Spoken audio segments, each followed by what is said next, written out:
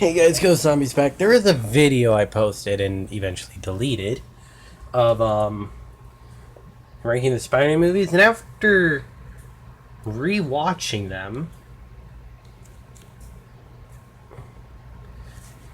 I gotta say there's a few things I want to change to my list. Now, if you do remember what I placed, some of the rankings won't be he really won't be different. It's like a movie would go up or a movie would go down, and then a few additions. Now, here's this much more advanced Spider-Man movie list, and for whatever reason, hold on, let it autofocus. Ah, there we go. Oh crap, hold on.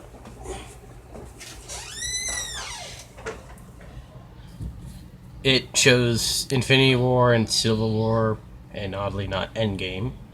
But in Civil War and Infinity War, not Endgame, but whatever. I guess Spider-Man wasn't in Endgame that much either.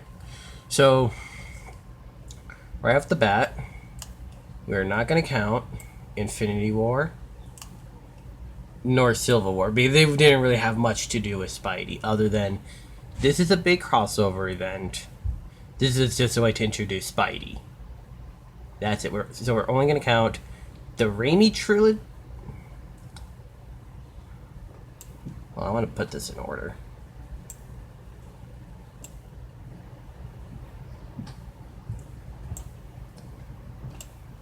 Of release. So after rewatching all the films, and also recently watching Far From Home, gotta say there's a few changes. Not many, but let's recap. Upper left to the highest to the left means it's much better than the ones to the right and below. Meaning the closer it is to this side of the screen and higher over here, the better. The lower and to the right, the worse, and these two don't count, if you ask me. So Spider-Man 1. I thought it was an okay movie. I think it, despite its faults, because most of the faults that I think I have with this movie is because of it being, released in 2001. Not all of the effects were good. And no, that's not because I'm making fun of a movie that was released in 2001, 2002. There was even a critic who said that the effects were bad, and it was from all the way back when the movie released. So, but as a Spider-Man film, I thought it was okay. We got the origin story. The pacing is pretty good. My only problem with the whole movie is Harry Osborn, Mary Jane Watson, and Peter Parker. Because I get that Spider-Man doesn't have to quip. I know what High Top Film said. I love his content. But the main thing that you have to do with the superhero, and especially one, or more specifically, one that has a secret identity and doesn't want to be, revealed to be this person, you have to make the civilian life and the superhero life completely separate. This is what the Sam Raimi films get completely wrong. If you were to listen to some of the lines with no visuals, you just have the audio, there's almost no way for me to tell the difference between a Peter Parker line and a Spider-Man line, unless if it blatantly says something about saving someone or talking science babble. So that's something that this movie gets wrong. You Sam Raimi, he fanboys. I don't hate the movie to the point where I think it should be on the D list, because if you ask me, Amazing Spider-Man 2 and Spider-Man 3 are just god awful, but we'll get to that later. So I thought Spider-Man 1 was meh. The effects weren't really that good. They didn't get the duality, the bleeding of the character, which I'll talk about later when we get to Far From Home and Homecoming. I could not stand Mary Jane. Like, the best character that I could watch all day in all three movies happens to be J.K. Simmons as J. Jonah Jameson. When the only character you like is might as well be a freaking side character, then you're doing something wrong. You're not making a good movie, and you're not doing the main character justice, like, at all. The fight scenes are okay, but there are a few CGI nightmares in there. But Willem Dafoe's pretty good. I mean, I like the villain. I really like him. So, what do I think of this movie overall? I'll put it at C. So it's roughly a little below average. Spider-Man 2. I think all three of the Sam Raimi movies are bad. They're just bad for different reasons, or one isn't as bad as the other, and one is just worse than the other. So, I thought Spider-Man 2 was a bit better, and the one thing that I sort of get with Peter Parker is that he's supposed to be shit on, but that's only a part of the character, so it should be a part of the movie, not the entire movie. So in Spider-Man 2 and in Spider-Man 3, everybody's just unrelentingly mean to Peter Parker. But Spider-Man 2 is funnier. The effects are somewhat better. The villain was very disappointing because he was basically another Green Goblin in terms of origin, but with not much character. And his reason for being evil is because of the crazy AI. I mean, at least with Norman Osborn becoming Green Goblin is because he wanted to finish his damn science project, picked for the military. So yeah, villain pretty weak. I do like the train sequence though. If you don't like that train sequence, then you should really, really turn in your geek card by now. Actually, you should have done it years ago. So the movie's pretty well directed. Only like two good characters. I guess Tobey Maguire was a little bit better, but you still can't have a normal scene with anyone, honestly. And the train sequence is good, so I'd put it here. Spider-Man 3. We all know how we feel about Spider-Man 3. The best scene is the evil dance scene. We all know that. My only problem with the movie is Venom. That's it. Everything else is pretty okay. Oh, also, I don't really like the amnesia trope.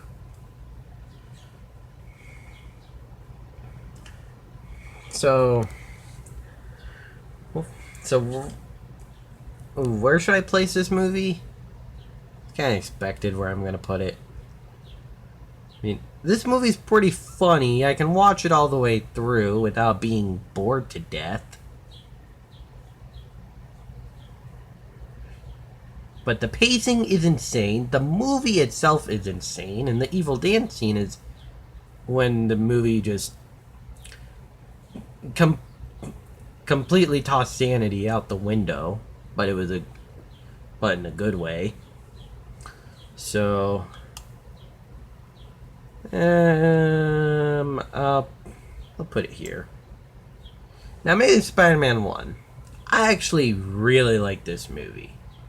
And I actually grew up on the Sam Raimi movies. And then watched all the Spider-Man movies. So, I'm not a Andrew Garfield fanboy. I'm not a Sam Raimi fanboy. Because I was actually really young when I saw those movies. I was like 8 when I watched the entire trilogy. I thought Amazing Spider-Man was pretty okay. He felt more relatable. You know, like the scene where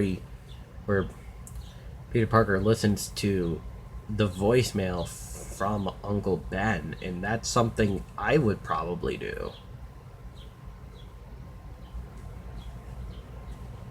if I were in his situation.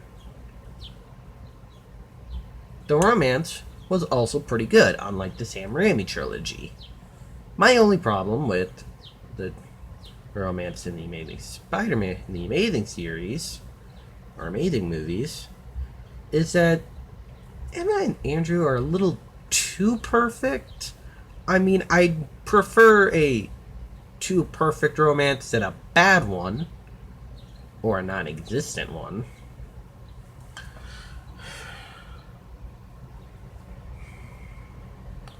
The effects are better. Actually, I like the lesson that they were trying to tell in the Amazing series. Not giving up hope in times of hopelessness. Now, that's pretty good for a Spider-Man movie. That's a pretty good story to tell. But the main issue is Amazing Spider-Man 2 and its inconsistency. So where do I put Amazing Spider-Man 1?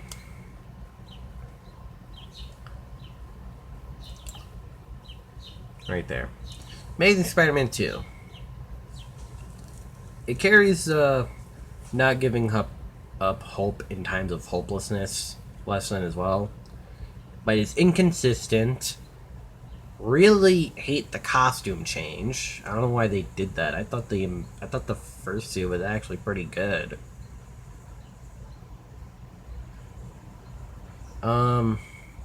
The villains, they just don't have any reason to be evil. I mean, for Harry, it's just, well, being insane when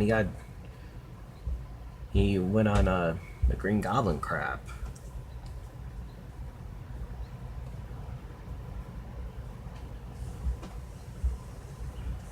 So, yeah, I'm gonna have to put this here. It's the worst Spider-Man movie, period. Now, what do I think of Homecoming?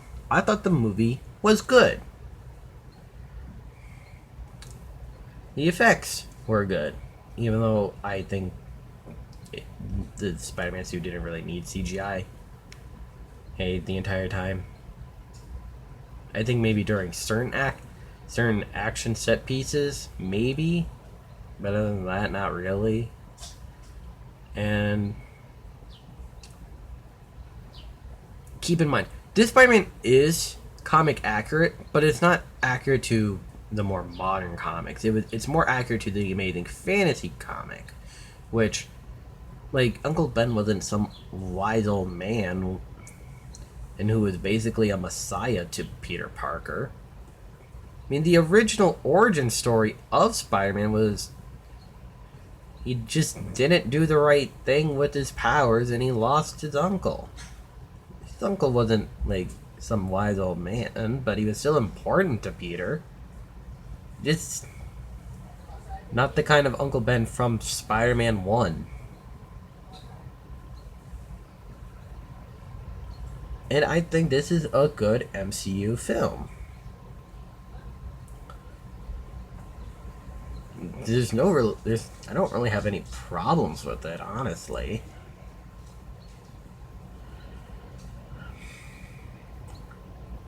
And the villain's actually pretty good. And there wasn't as much Iron Man as I thought there would be. So...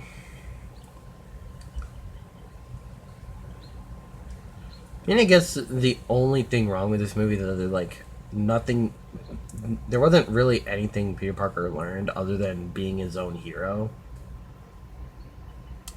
So let's put it here. Spider-Verse. We already know where this is going. This is the best Spider-Man movie. It's well animated, it's well directed, it's well written. There's 6 heroes.